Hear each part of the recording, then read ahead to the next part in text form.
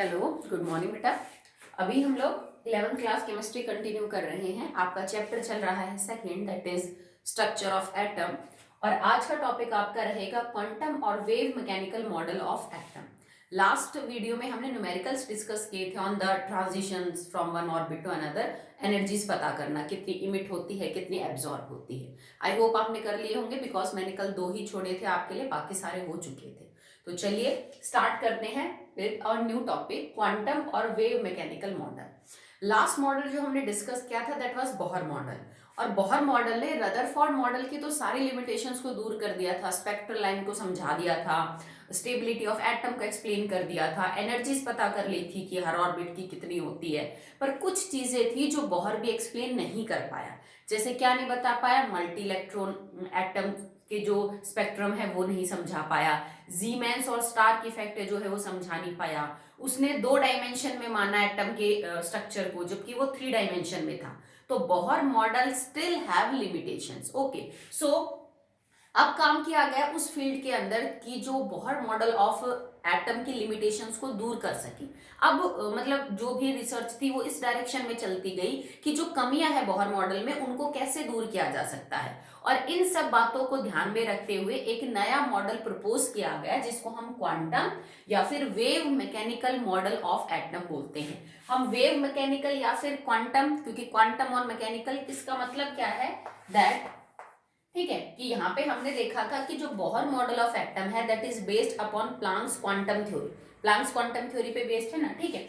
और मैंने तुम्हें बोला था कि जो मैकेनिक्स है, केमिस्ट्री की फिजिक्स की 2 ब्रांच होती है। एक होती है क्लासिकल मैकेनिक्स जो कि मैक्रोस्कोपिक पार्टिकल्स के बारे में डिस्कस करती है, that is based on Newton's law. और एक होती है फिजिक्स की वो ब्रांच जिसको हम क्वांटम मैकेनिक्स बोलते हैं, ठीक है। वेव मैकेनिक्स जिसको बोलते हैं वो माइक्रोस्कोपिक पार्टिकल्स को डील करती है। The branch of physics that deals with microscopic particles like electron, proton, neutron, photons, ठीक है, उस ब्रांच को हम बोलते हैं क्वांटम या फिर वेव मैकेनिकल। ओके, इसी वजह से इसका नाम पड़ा है मॉडल का कि वेव या फिर quantum mechanical model of atom. और ये बोहर मॉडल की लिमिटेशंस को दूर करने के लिए जो है उस डायरेक्शन में काम कर रहे थे हम। It is based upon 2 concept. ये जो मॉडल है वो 2 कॉन्सेप्ट्स के ऊपर काम करता है। Number 1, D Broglie equation that states that light has dual nature. Okay, एक तो इस चीज के ऊपर बेस्ड है कि जो वैसे आइंस्टाइन ने भी ये बात बता दी थी कि लाइट में दोहरा कैरेक्टर होता है, उसमें पार्टिकल नेचर भी होता है और उसमें वेव नेचर भी। और सेकंड है आपका, इट इज हाइजेनबर्ग्स अनसर्टेनिटी प्रिंसिपल,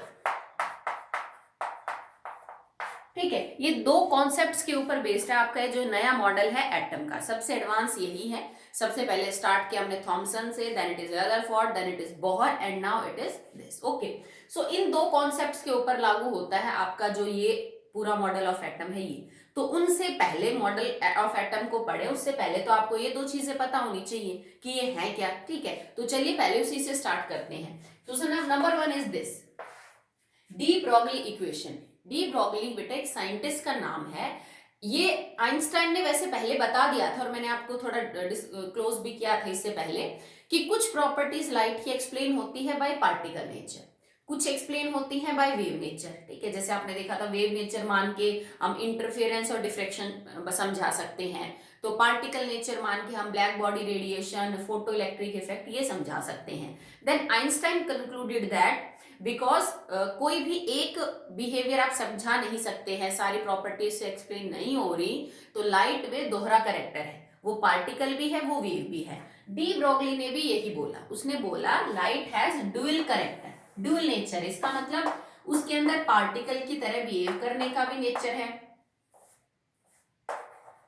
ठीक है, और वो वेव नेचर के अंदर भी होती है, ठीक है। अब इसने ये बोला कि ये कोई जरूरी नहीं है कि हर माइक्रोस्कोपिक चीज के साथ ही ऐसा हो कि अगर आपने जो ऑब्जर्व कर रहे हो आप जिस सिस्टम को, वो कोई इलेक्ट्रॉन, प्रोटॉन, न्यूट्रॉन है, उसी के लिए जरूरी नहीं है। दुनिया में, यूनिवर्स में जितनी भी चीजें हैं, ये बात डी ब्रॉगली ने बोली थी कि जितनी भी चीजें पाई जाती हैं सबके अंदर डुअल कैरेक्टर होता है। It is not about light only. ये सिर्फ लाइट की बात नहीं है कि इलेक्ट्रॉन, प्रोटॉन, न्यूट्रॉन, ये जो सब है छोटे छोटे पार्टिकल, इन्हीं पे ये चीज लागू होती है, नहीं बेटा। हर चीज के अंदर दोहरा कैरेक्टर होता है। वो वेव नेचर भी कैरी करती है और वो पार्टिकल नेचर भी कैरी करती है, ठीक है। कुछ भी हो सकता है, चौक है, बस है, ट्रेन है, प्लेन है, बुक है, कॉपी है, पेन है, जितने भी ऑब्जेक्ट है उनमें दोनों कैरेक्टर होते हैं। वो वेव की फॉर्म में भी ट्रेवल करते हैं और वो पार्टिकल फॉर्म में भी होते हैं। अब इसका रीजन तुम्हें आगे पता चलेगा कि फिर हमें चौक ऐसे चलता हुआ नजर क्यों नहीं आता है, ठीक है। That will be explained after this your 10 to 5 minutes topic, okay। so उसने ये बोला, अब पार्टिकल की तरह बिहेव जब आपका एलिमेंट करता है, आपका कोई भी सब्सटेंस जब वो पार्टिकल की तरह बिहेव कर रहा है, तो उससे एसोसिएटेड जो वेव है उसको हम मैटर वेव बोलते हैं, मैटर वेव, ठीक है। जब आपका कोई भी सब्सटेंस पार्टिकल की तरह बिहेव करता है तो उससे एसोसिएटेड जो वेव है उसको हम बोलेंगे द पार्टिकल वेव, ओके। और इसने ये बोला ये दोनों के लिए एप्लीकेबल होता है। It is not only about microscopic, जैसे क्वांटम मैकेनिक्स माइक्रोस्कोपिक ऑब्जेक्ट्स को डील करती है, तो इसने बोला दोनों के लिए एप्लीकेबल होता है, माइक्रो हो या मैक्रो सिस्टम हो, दोनों के अंदर ऐसा देखने को आपको मिलता है। तो पहले हम डी ब्रॉगली को कर लेते हैं, then हेजनबर्ग्स। The next topic is de Broglie equation or the de Broglie concept. de Broglie equation important है बेटा, इसका डेरिवेशन आ जाता है 3 नंबर में और हार्डली डेरिवेशन में 2 या 4 ही स्टेप है, ठीक है। सो हमने क्या किया, इसने बोला कि दोनों कैरेक्टर होते हैं लाइट के अंदर, वेव भी पार्टिकल भी। अगर हम वेव नेचर माने, अगर हम किसी भी पार्टिकल के बारे में बात करें और हम उसके वेव नेचर को कंसिडर करें तो उस जो वेव है उसकी एनर्जी जो है वो इस इक्वेशन से दी जा सकती है, is equal to h nu, okay. Now we are considering that particle, उसके अंदर वेव नेचर है और उस वेव नेचर के अंदर वो जो वेव है उसकी एनर्जी को हम एच न्यू से रिप्रेजेंट करते हैं, क्लियर है। बट आइंस्टाइन ने क्या बोला था, अगर तुम्हारे इसी पार्टिकल का पार्टिकल नेचर कंसिडर करो, okay, so if it is behave like a particle not wave, तो उसकी energy is equal to M C square होगी, क्योंकि वेव्स का तो मास वगैरह नहीं है, ठीक है। अगर आप इस सब्सटेंस का पार्टिकल नेचर कंसिडर कर रहे हो तो उसकी एनर्जी एम सी स्क्वेयर के बराबर है, आइंस्टाइन इक्वेशन। अगर उसी सब्सटेंस का वेव नेचर कंसिडर कर रहे हो तो उसकी एनर्जी एच न्यू के बराबर है, ओके। और डी ब्रॉगली ने बोला कि दोनों ही तरह का नेचर जो है वो पाया जाता है, ठीक है। इसमें है क्या, m is the mass of substance, ठीक है। अगर ये इलेक्ट्रॉन ही है, अगर तुम इलेक्ट्रॉन के बारे में बात कर रहे हो तो mass of electron, velocity of light, okay, Planck's constant, frequency, simple है। दोनों कैरेक्टर अगर पाए जाते हैं तो हम इक्वेशन 1 और 2 को आपस में रिलेट कर सकते हैं। अगर पार्टिकल वही है, उसी पार्टिकल के वेव और उसी पार्टिकल के पार्टिकल नेचर के बारे में बात हो रही है तो एनर्जी तो सेम ही होगी ना, ठीक है। So E is equal to h nu equation 1 and E is equal to M C square equation 2, दोनों की एनर्जी आपको सेम मिलेगी बिकॉज आपके पास सब्सटेंस तो वही है, सिंपल सी बात है। तो हमने इसको इक्वेट कर दिया, H nu is equal to M C square, simple सी बात है, ठीक है। अब आप न्यू को भी रिप्लेस कर सकते हो, किससे, देखो C is equal to nu lambda होता है, तो न्यू क्या आ जाएगा बेटा, C बाय लैम्डा, ठीक है। तो आपने इसको रिप्लेस कर दिया, H C by lambda is equal to M C square. आप लैम्डा को उधर ले जाइए, एम सी स्क्वेयर को नीचे ले आइए।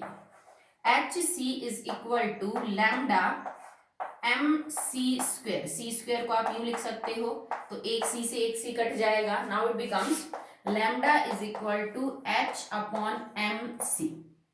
अगर ये आपका इलेक्ट्रॉन है तो आपकी c is the velocity of light, that is 3 × 10⁸ metre per second.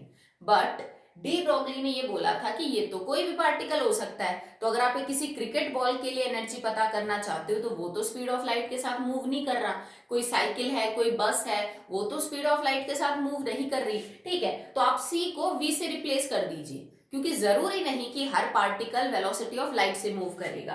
तो आप इस इक्वेशन को यूं भी लिख सकते हैं, lambda is equal to h upon m v, और ये इक्वेशन ही आपकी डी ब्रोगली इक्वेशन है। This equation is known as de Broglie equation. और यहाँ पे ये जो लैम्डा निकल के आ रहा है इसको हम बोलेंगे de Broglie wavelength. It is simply de Broglie wavelength. ठीक है, अब अगर आप यहाँ पे चेक करें तो एक्सप्रेशन में है क्या क्या, हमने लैम्डा और मास को रिलेट कर दिया। ये इक्वेशन एक ही पार्टिकल के दो कैरेक्टर्स को आपस में साथ रिलेट कर रही है, क्योंकि वेवलेंथ होगी किसी वेव की, ओके सिंपल सी बात है। मास होगा किसी पार्टिकल का, क्योंकि वेव्स का तो कोई मास होता नहीं, उनका तो कुछ नहीं होता। तो यहाँ पे हमने एक सब्सटेंस के वेव नेचर को उसके पार्टिकल नेचर से क्या कर दिया है बेटा, रिलेट कर दिया है। क्योंकि फ्रीक्वेंसी तो वेव की भी हो सकती है, वेलोसिटी वगैरह की अगर आप बात करें तो, ठीक है। मास और लैम्डा ये अलग अलग कॉन्सेप्ट है, this is wave nature, this is particle nature. और डी ब्रोगली ने इन दोनों को साथ रख के एक इक्वेशन बनाई जिसको हम डी ब्रोगली इक्वेशन बोलते हैं। And now you know that in physics mv किसके बराबर होता है, मोमेंटम के। तो आप इसको यूं भी लिख सकते हो, h lambda is equal to h upon p। p बेटा मोमेंटम होता है, mv किसके बराबर होता है, p के, और उसको मोमेंटम बोलते हैं। तो आप इसको यूं भी क्या है एक्सप्लेन कर सकते हो। लैम्डा वेवलेंथ मीटर में लोगे आप, बिकॉज आप नीचे जो यूनिट्स ले रहे हो एच की या फिर बाकी जो वी की यूनिट्स हैं वो मीटर पर सेकंड है। एच आपका प्लांक्स कांस्टेंट जूल सेकंड, मास इन केजी, ओके, और ये आपकी हो जाएगी मीटर पर सेकंड के अंदर। ठीक है, तो ये इक्वेशन आप आराम से यूज कर सकते हो। किसी के लिए भी एप्लीकेबल है ये इक्वेशन, चाहे कितने ही छोटे से छोटा पार्टिकल हो, चाहे कितने ही बड़े से बड़ा पार्टिकल हो, आप सबके लिए ये इक्वेशन यूज कर सकते हो। अगर इलेक्ट्रॉन है तो इलेक्ट्रॉन का मास, इलेक्ट्रॉन की वेलोसिटी, ठीक है, उसकी वेवलेंथ निकल के आ जाएगी। अगर ये कोई बहुत बड़ा ऑब्जेक्ट है, मान लीजिए कोई ट्रक मूव कर रहा है जिसके अंदर मान लीजिए 1 टन वजन है, तो कोई बात नहीं, ट्रक जिस वेलोसिटी से मूव कर रखा है वो वेलोसिटी रखो, ट्रक का मास रखो, आप ये पता कर सकते हो कि उसकी वेवलेंथ कितनी है। अब आपने क्वेश्चन अराइज हुआ होगा आपके दिमाग से कि हमें तो ट्रक कभी भी सड़क पे यूं नहीं चलता हुआ दिखता, उसमें तो हमें कभी वेव नेचर नजर नहीं आता, हम जब पेन से लिखते हैं तो आपको पेन कभी भी ऐसे नहीं नजर आता। तो फिर हम कैसे कह सकते हैं कि दुनिया का जो हर ऑब्जेक्ट है, चाहे माइक्रो चाहे मैक्रोस्कोपिक, उसमें वेव नेचर है? वो इसलिए बेटा कि अगर आप इस इक्वेशन को देखो तो मास लैम्डा के इनवर्सली प्रोपोर्शनल है। From this equation the mass of that object जिसके बारे में आप बात कर रहे हो is inversely proportional to the lambda. इसका मतलब तुम्हारे ऑब्जेक्ट का मास जितना बढ़ेगा उसकी वेवलेंथ उतनी ही कम होती जाएगी। अगर तुम यहाँ किसी ट्रक के बारे में बात कर रहे हो और उसमें मान लो 100 केजी वजन है, तो इतने ज्यादा हाई मॉलिक्यूलर मास सब्सटेंस की जो लैम्डा है वो बहुत ही कम होगी। और वेवलेंथ का मतलब कम होने का समझते हो? हमने क्या देखा था शुरू में जब हमने आपको वेव के बारे में पढ़ाया कि व्हाट इज लैम्डा। लैम्डा ये है the distance between two consecutive crust and two consecutive trough. अगर आपका मास बहुत ज्यादा है ऑब्जेक्ट का तो ये डिस्टेंस बहुत ही कम है। बहुत ही कम का मतलब आप यूं समझिए, कुछ जैसे मान लीजिए दो, ये ऐसे दिखेगा भी नहीं एक्चुअली में तुम्हें, तो जैसे यूं समझ लीजिए, आप बहुत छोटे छोटे छोटे छोटे छोटे छोटे यू ग्रूव्स बना दीजिए, क्योंकि मेरे को ये लेंथ कम करनी है। मास जितना ज्यादा मिलेगा लेंथ उतनी ही कम मिलेगी। अब ये जो लेंथ है ना इतनी कम है, ये तो फिर भी मैंने आपको समझाने के लिए बता दिया, नहीं तो इतने मास की वेवलेंथ आप निकाल के देखो बहुत ही कम मिलेगी। मतलब तुम यहाँ पे 100 kg पुट करो और वेलोसिटी जैसे कुछ भी स्पीड ऑफ ट्रक मान लो it is 60 kilometre per hour, उस हिसाब से, और फिर इसका लैम्डा निकाल के देखना, ये बहुत कम आएगा। इसका मतलब दो क्रस्ट और दो ट्रफ के बीच में इतनी कम डिस्टेंस है कि आप एक्चुअली में उसको लीनियर लाइन से रिप्रेजेंट कर सकते हो ना। देखो भाई, अगर मैं यूं कह दूं कि मेरी जो क्रस्ट और ट्रफ है वो इतनी पास पास है, तो एक्चुअली में दूर से तो सीधी लाइन ही लगेगी। तभी तो हमें ट्रक और जो बस है, कार है, एक क्रिकेट बॉल है,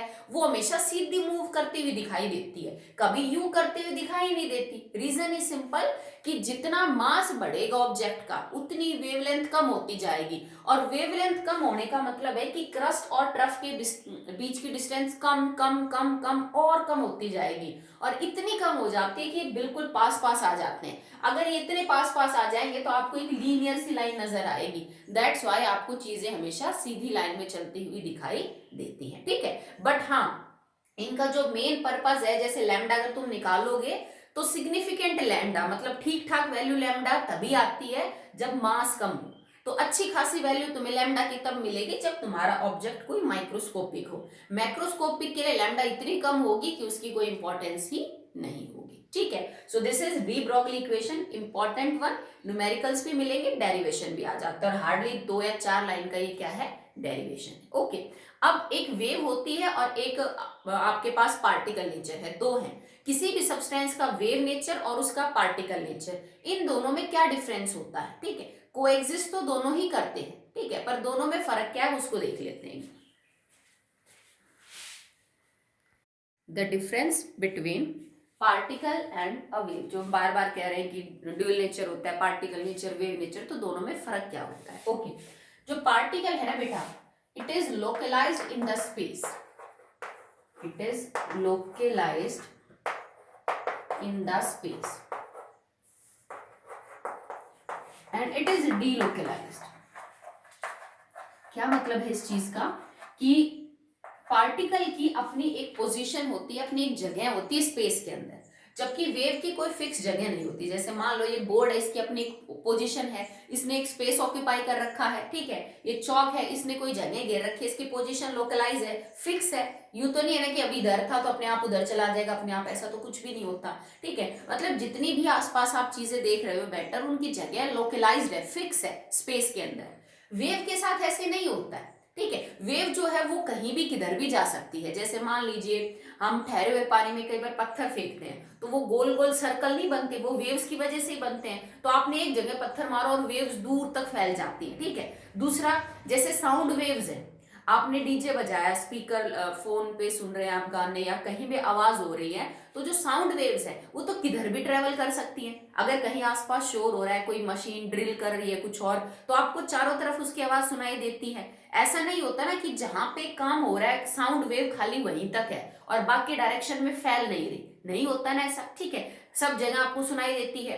तो साउंड वेव जो है, और ये जैसे जैसे पानी में जो वेव उठती हैं, इनकी कोई फिक्स जगह नहीं होती, ये स्पेस में चारों तरफ फैलती रहती है। ये नहीं कि आपने पत्थर जहां पे पानी में मारा वही वेव बनेगी, बाकी कहीं नहीं, वो फैलती रहती है चारों तरफ। साउंड वेव्स एक कहीं से भी अगर किसी सोर्स से आवाज निकल रही है तो वो सारी डायरेक्शन में फैलेगी, किसी एक जगह फिक्स नहीं रहेगी, ठीक है। तो जो वेव है वो लोकलाइज्ड नहीं होती स्पेस में, इधर उधर फैलती है, जबकि पार्टिकल हमेशा लोकलाइज्ड है। जब तक मैं इस चौक को कहीं उठा के रखूंगी नहीं तब तक ये यही रखा रहेगा, इसकी पोजीशन क्या है बेटा, लोकलाइज्ड है, ठीक है। अगला है particle do not interfere with each other, या फिर इतना ही लिख लो, एंड दे इंटरफेयर।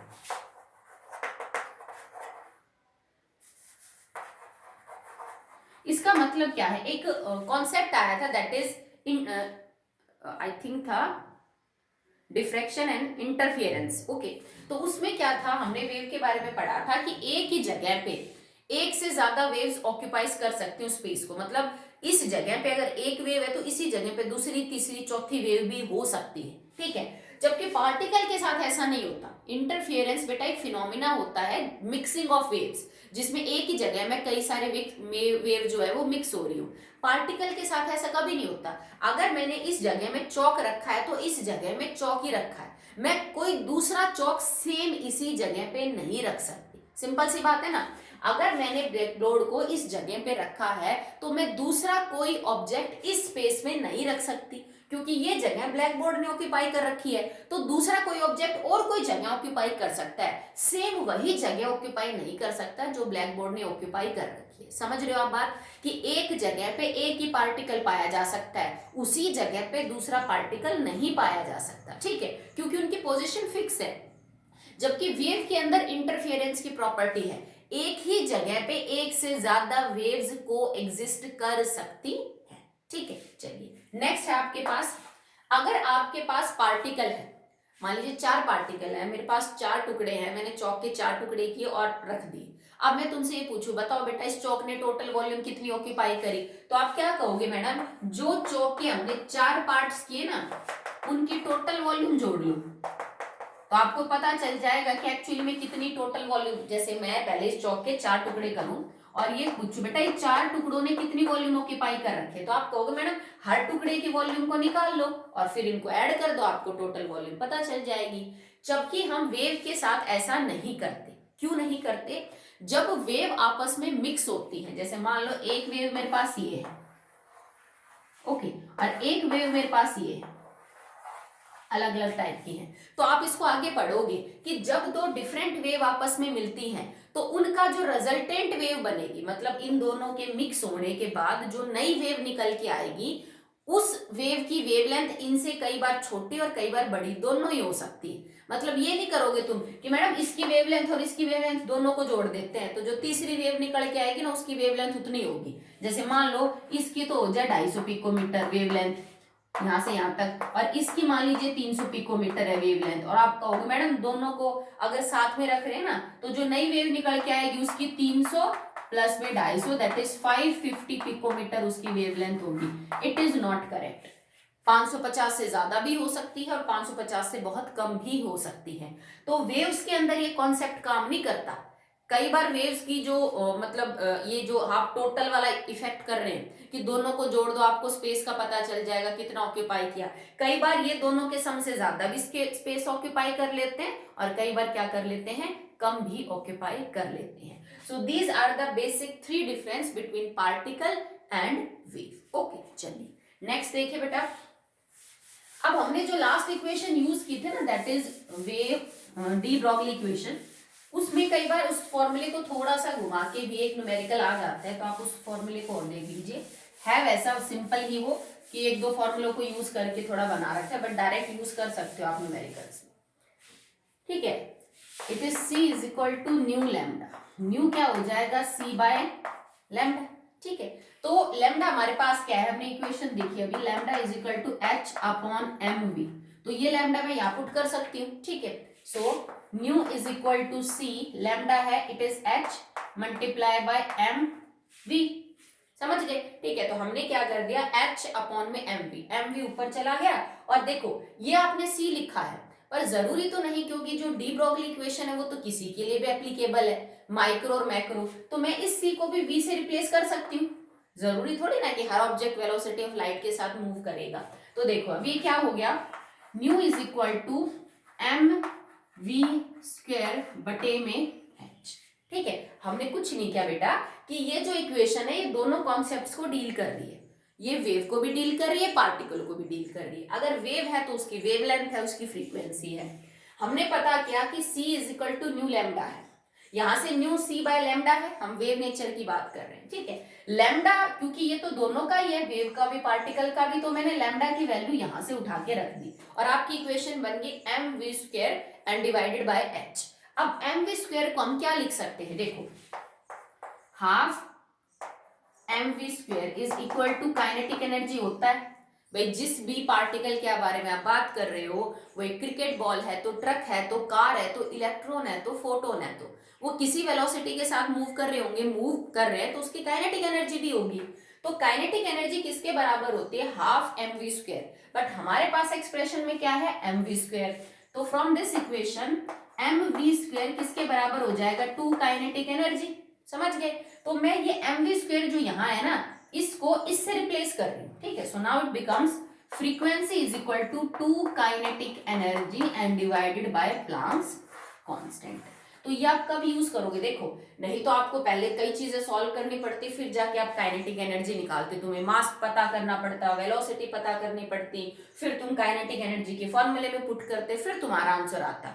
तो हमने सीधा ही फॉर्मूला डिराइव कर लिया कि अगर आपको किसी भी पार्टिकल की फ्रीक्वेंसी पता करनी है और काइनेटिक एनर्जी का डाटा दे रखा है तो it is 2 kinetic energy divided by Planck's constant. तो ये भी एक दो न्यूमेरिकल्स में आप यूज करोगे। ठीक है, चलिए अगला जो टॉपिक आपके पास रहेगा that will be difference between electromagnetic wave and matter wave. मतलब एक तो वो वेव है जो किसी भी माइक्रोस्कोपिक पार्टिकल से एसोसिएटेड है जिसको हम ट्रू वेव कहेंगे, और एक वो वेव होती है जो किसी मैक्रोस्कोपिक पार्टिकल से एसोसिएटेड है जिसको हमने मैटर वेव का नाम दिया था।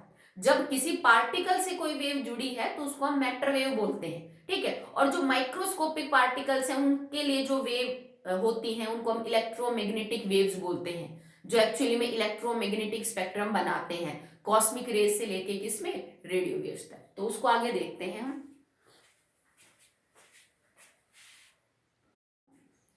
Next topic is difference between electromagnetic wave and matter wave, जिसको हम पार्टिकल वेव भी बोल सकते हैं।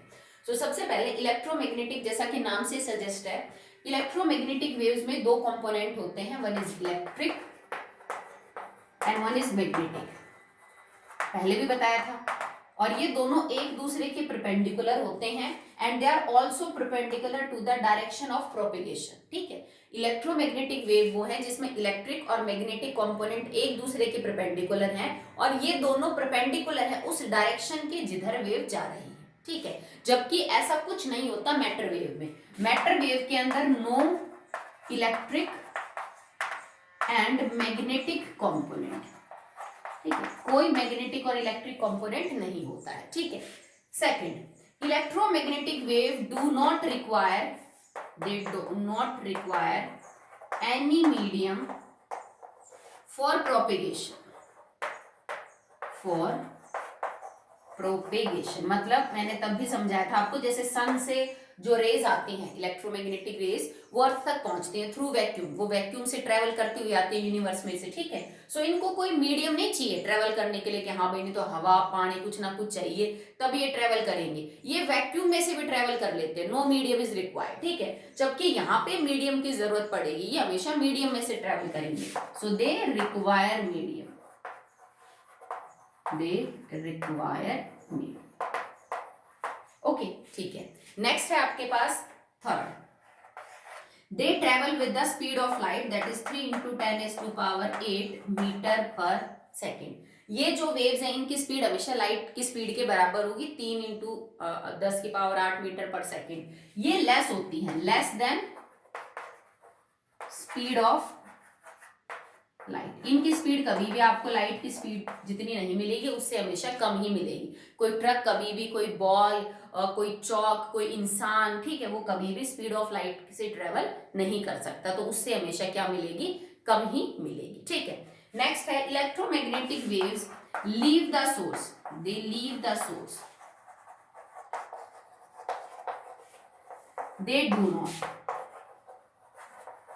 मतलब ये जिस सोर्स से निकलती है उस सोर्स को छोड़ देती हैं। जैसे सन से हमारे यहाँ रेस पहुंच रही है तो सन से एक बार निकल देंगे तो उस सोर्स को छोड़ देंगे, जबकि पार्टिकल वेव जो है वो अपने सोर्स को नहीं छोड़ती, उसी से क्या रहती है बेटा, एसोसिएटेड रहती है। इलेक्ट्रोमैग्नेटिक वेव्स की अगर आपको लैम्डा फ्रीक्वेंसी निकालनी है तो हम ये एक्सप्रेशन यूज करते हैं, C = mu lambda and lambda = C/μ। ठीक है, तो अगर आपको किसी भी इलेक्ट्रोमैग्नेटिक वेव की वेवलेंथ निकालनी है तो उसका फॉर्मूला ये होता है, जबकि मैटर वेव के लिए निकालने के लिए हम लैम्डा = mv, ये वाला जो फॉर्मूला है उसको यूज करते हैं। ठीक है, so these are the basic difference between electromagnetic wave and the particle wave, और आप उसको मैटर वेव भी बोल सकते हैं। ठीक है, नाउ अब हम पढ़ रहे हैं what is the significance of D Broglie equation. आपने पढ़ लिया, आपने उसको डिराइव कर लिया, तो फायदा क्या है उसका। तो अगर आप बात करो ना उसकी सिग्निफिकेंस की, तो बेटा माइक्रोस्कोपिक के लिए तो अच्छा है, बट मैक्रोस्कोपिक पार्टिकल्स के लिए उतना अच्छा रिजल्ट आपको नहीं मिलेगा। इस चीज को एक्चुअली में मैं एक्सप्लेन कर चुकी हूं जब मैंने आपको बताया था कि लैम्डा और मास एक दूसरे के इनवर्सली प्रोपोर्शनल है। सो नाउ सिग्निफिकेंस ऑफ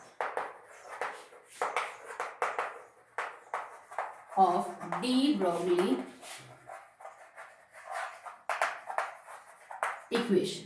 ठीक है, तो de Broglie equation is applicable to both particles micro और macro, but according to this equation mass is inversely proportional to the lambda, so जितना कम मास होगा उतनी ही लैम्डा बड़ी आएगी, मेजरेबल आएगी। ठीक है, और जितना मास ज्यादा होगा आपके ऑब्जेक्ट का उतनी ही लैम्डा आपकी क्या आएगी बेटा, छोटी आएगी। ठीक है, तो इस वजह से इतनी छोटी लैम्डा को मेजर करना it is not possible.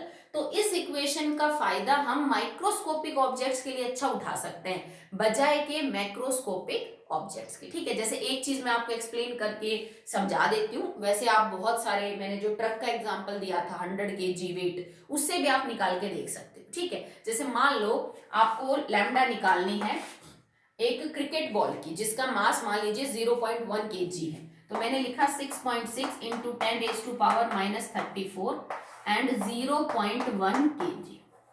Okay, और मान लीजिए कि जो वो जिस स्पीड के साथ मूव करे that is 60 metre per second. Okay, आप कुछ भी ले सकते हैं इस स्पीड के साथ, कि ये आपको सिर्फ समझाने के लिए कि अगर किसी बॉल में 0.1 kg भी वजन है तो उसकी वेवलेंथ भी कितनी आएगी। तो तुम सोच के देखो, हमारा जिसमें मास इतना ज्यादा है, एक साइकिल का, एक बस का, एक ट्रक का, एक एरोप्लेन का जो एक्चुअली में वेवलेंथ होगी वो और कितनी कम आएगी। ठीक है, तो आप इसको सॉल्व करोगे तो आपका आंसर आएगा लगभग 10⁻⁻34। और क्योंकि आपने सब ऐसा यूनिट में लिया है, joules second, KG metre per second, तो ये आपका आंसर किस में आएगा, मीटर में आएगा।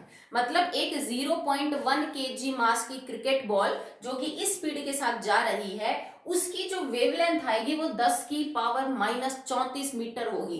Can you understand, 1 divided by 1 और उसके आगे 34 जीरो, तो आप कितना कम आंसर है। मतलब ये वेवलेंथ कितनी ज्यादा छोटी है जिसको ना मेजर किया जा सकता है, ना आपके लिए बिल्कुल भी अप्रिशिएबल डाटा है। तो ये ही है, मतलब अगर इससे और ज्यादा मास होता तो और भी छोटी आ सकती थी। सोच के देखो, यहाँ पे मैं 0.1 kg की जगह 1000 kg लिखती, किसी का वजन 100 kg लिखती, 70 kg लिखती, तो उसकी जो वेवलेंथ है वो और भी क्या आती बेटा, ज्यादा छोटी आती। ठीक है,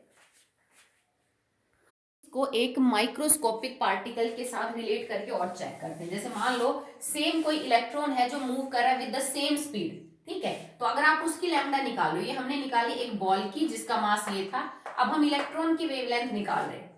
h 6.6 इंटू 10⁻⁻34, मास इलेक्ट्रॉन का 9.11 इंटू 10⁻⁻31 kg, और मान लीजिए सेम स्पीड के साथ मूव कर रहा है 60 मीटर पर सेकेंड। तो अगर आप इसको सॉल्व करोगे तो आपका आंसर 10⁵ एंगस्ट्रॉम समथिंग आएगा। ठीक है, चाहो तो मीटर में कन्वर्ट कर लेना। ठीक है, 10⁻⁻5 मीटर हो जाएगा। ठीक है, तो कहां तो बेटा 10⁻⁻5 मीटर और कहां 10⁻⁻34 मीटर। तो इलेक्ट्रॉन जैसे छोटे माइक्रोस्कोपिक पार्टिकल के लिए ये डाटा फिर भी अप्रिशिएबल है, मेजर किया जा सकता है, कुछ वैल्यू है इसकी। पर थोड़ी सी हमने एक बॉल की क्या ले ली, हमारा जो वेवलेंथ है वो इतनी कम हो गई। अगर हम खुद से रिलेट करें तो देखो उसका जो वेवलेंथ है वो और भी क्या हो जाएगी, छोटी। और तो फायदा बस यही है कि माइक्रोस्कोपिक के लिए आप इसको यूज कर सकते हो।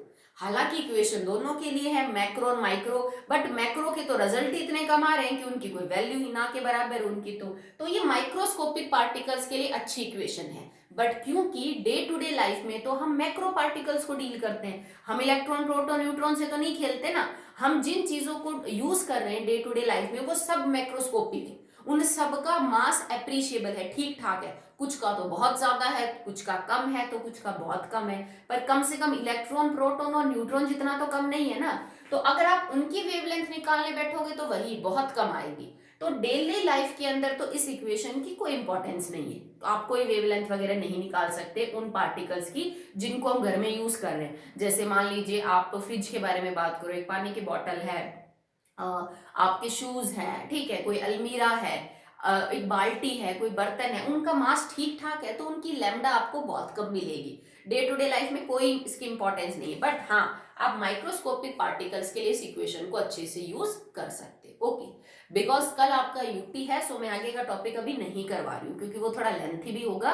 और आज के लिए बस इतना ही, आप इसको कर लेना, अपनी यूटी की तैयारी कर लेना, क्योंकि ऑब्वियस सी बात है ये तो आपको सुबह मिल जाएगी वीडियो 7 या 7:30 के आसपास। बट आपका यूटी तो 11 बजे स्टार्ट होगा।